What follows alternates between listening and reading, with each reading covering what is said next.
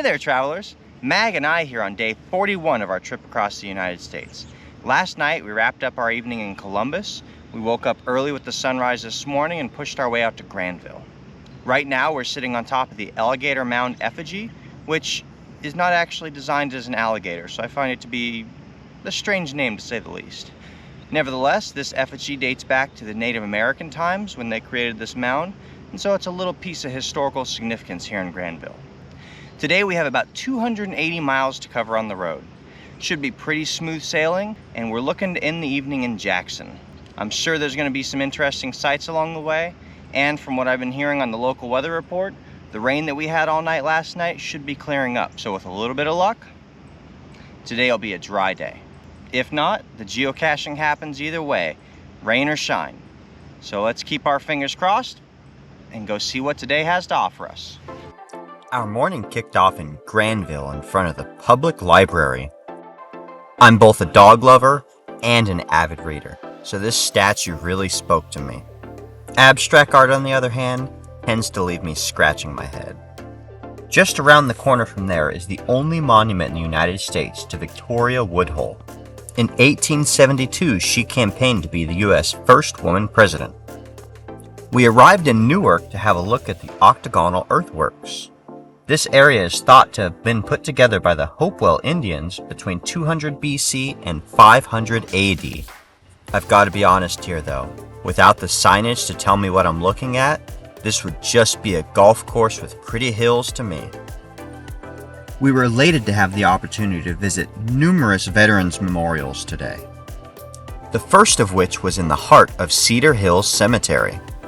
Maybe it's just me, but there's something moving about seeing a flag marked on every single veteran's gravestone.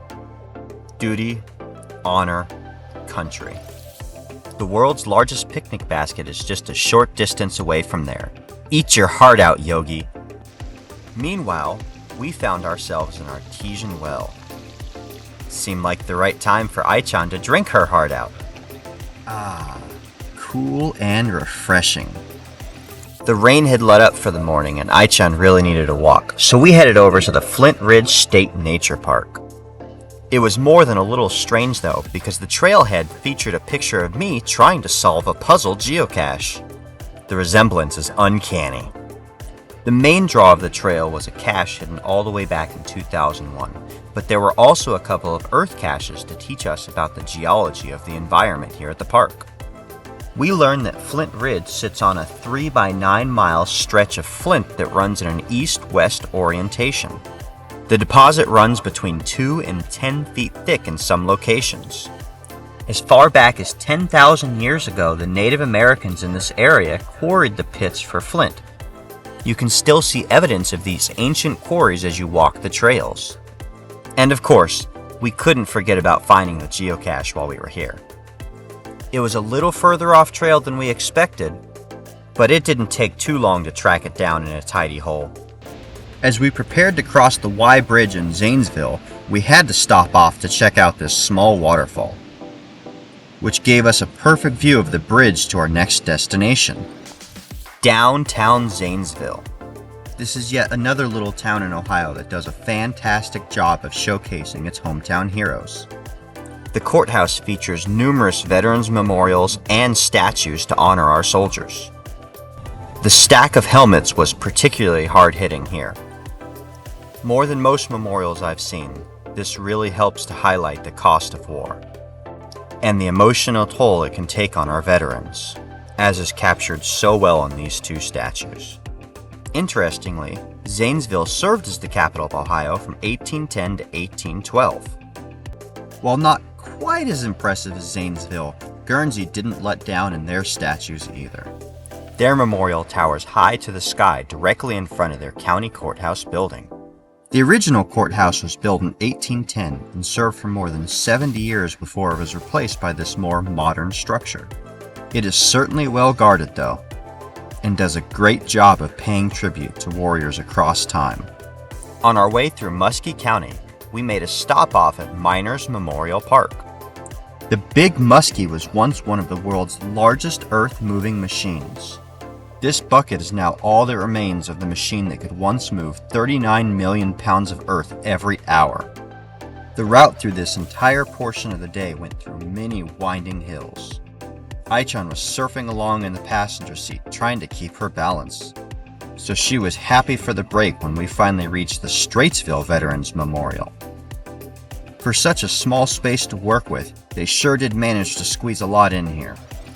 Not only did they have all of their local veterans named on this wall, but they also had a very great tribute to the flag raising at Iwo Jima.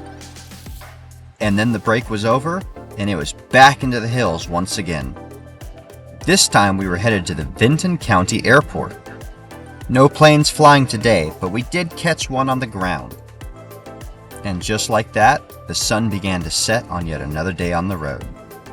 Time enough for one last stop. We finished off our day in front of the Jackson County Courthouse. There was certainly a lot to see on this section of Main Street. Off to one side of the courthouse we found the 9/11 Memorial, once again very well guarded. And just off to the other side is the John Wesley Powell Memorial.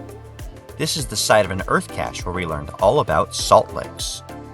We also learned quite a bit about James Rhodes. And then that was it. The end to another day. The sun was just beginning to dip below the horizon as we reached the Veterans Memorial and took a moment to honor the fallen. Well, travelers, that wraps up another day spent out here in Ohio. What we did find today, more than anything else, was the hilly part of Ohio. This whole southeast portion of the state, very, very hilly. We've been spoiled the last few days because everything north of us has been pretty flat until we got here today. We're shooting here from the Jackson County Veterans Memorial in the part of Jackson, in Jackson County. This is our final step for the day, and then tomorrow we continue on for our last day in the state. We have 200 miles to cover for the last few pages and the last few counties, and then we'll wrap up our time in Eaton tomorrow. This morning started off very rainy and wet. As the afternoon wore on, the weather got better, and so did the geocaching. We got out a lot more, did a few trails, and got to see a lot of sights. Like this video, subscribe for daily updates, and we'll see you out on the trails.